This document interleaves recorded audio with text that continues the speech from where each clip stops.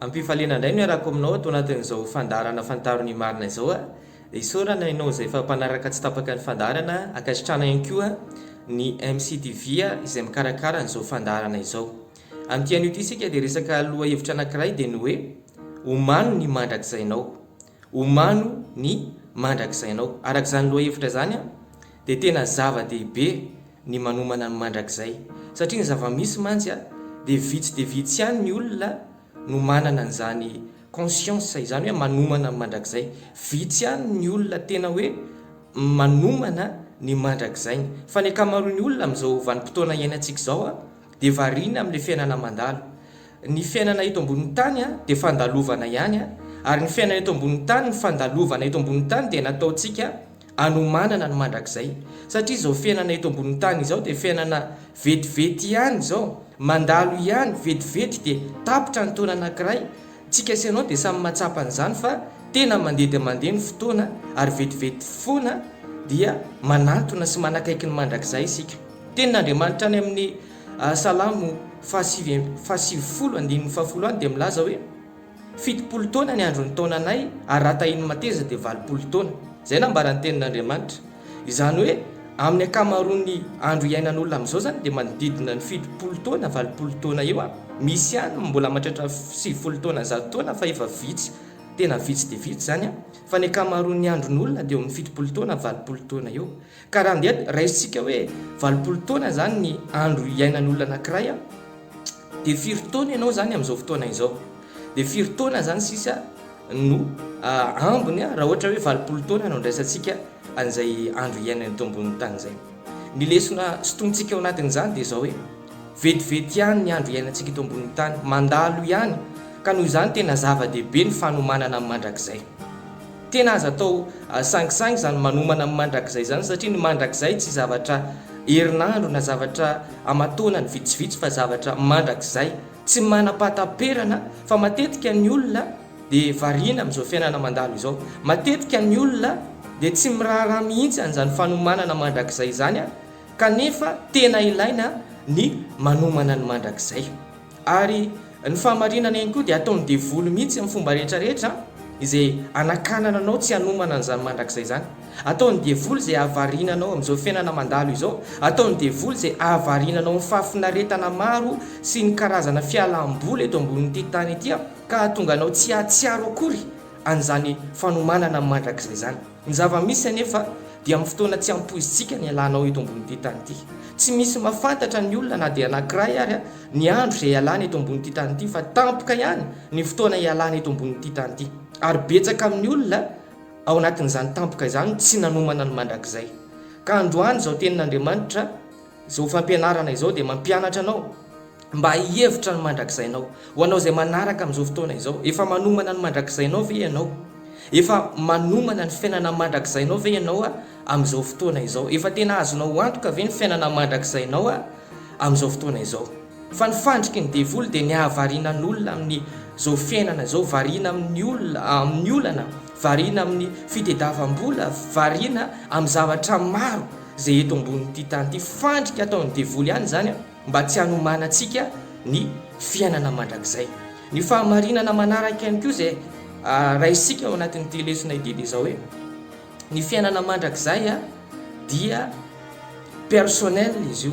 Ny fiainana mandrakizay zany dia ny olona tsirairay avy no saminy manomana ny azy. Ianao no manomana ny mandrakizainao.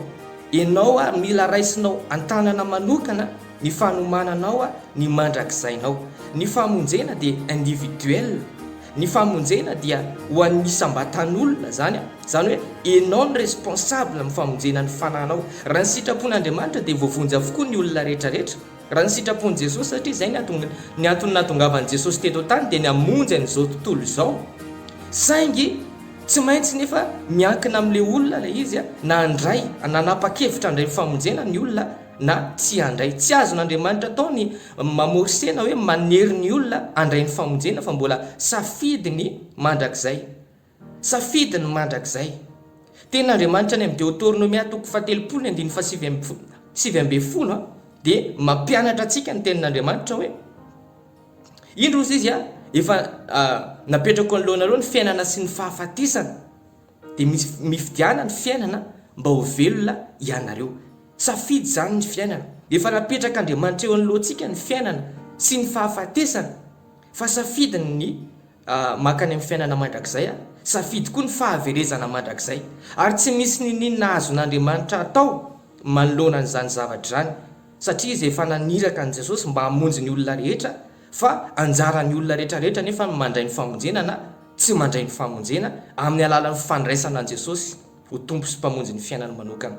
Ka noho izany enao no manapa-kevitra ny mandrakizainao. Be deaibe amin'olona rehefa nytaniana dia mbola tena tsy mahafantatra mihitsy ny zavatra mitranga mandrakizay. Rehefa nytaniana hoe enao ve makaiza zao enao rehefa miala eto ambony tany, dia betsaka amin'olona mbola tsy mahavoavaly an'izany fanontaniana izany.